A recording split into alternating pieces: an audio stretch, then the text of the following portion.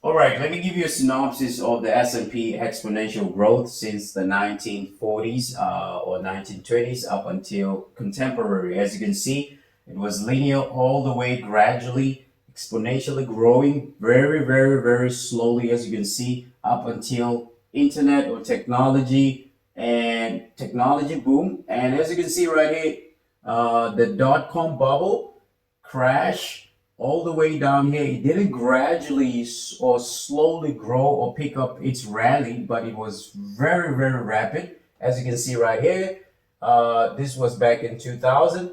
And as it grew up until 2008, when we had the housing bubble crash, right? The housing market crash, as you can see right here, this was 2008. And as it picks up, we had a flash crash back in 2010, and it also rallied right away. It picked up very fast, and somewhere here, I presume this was basically Brexit, and we had the effect of the pandemic, coronavirus. But it picked up really, really, really fast as well, because right now it's almost 50% from where it actually left, or the bottom.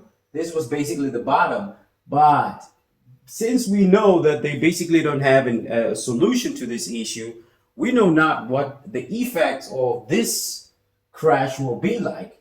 But the one thing that I can tell you, with respect to the Reserve Bank, they're already pumping a lot of money into the economy. They're bailing out these big companies and whatnot. As a result of the market actually picking up to this level, it has really, really went a little bit too high from where it actually came from. This is a funny movement right here. It's unusual for the market to behave like that. But as a result of all this stimulus package and various other things that are actually taking place, then that's what it's likely the possibility of the effect of the market actually going fast all the way back up. But this again, it gives the leverage to the big banks and all the people that are actually involved within the market to actually have a better exit to the downside if ever they don't have a solution to this issue, because the economy is actually collapsing.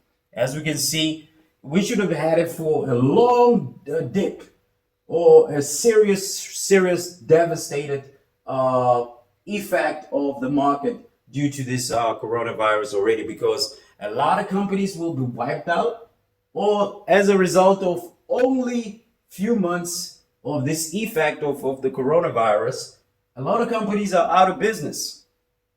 So as you can see, but nonetheless, the market is all the way going the opposite direction. How do you explain that?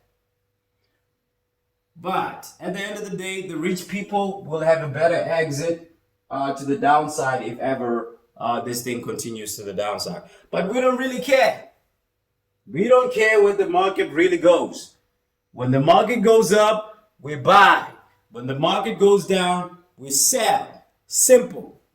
That's how you make money in the financial market.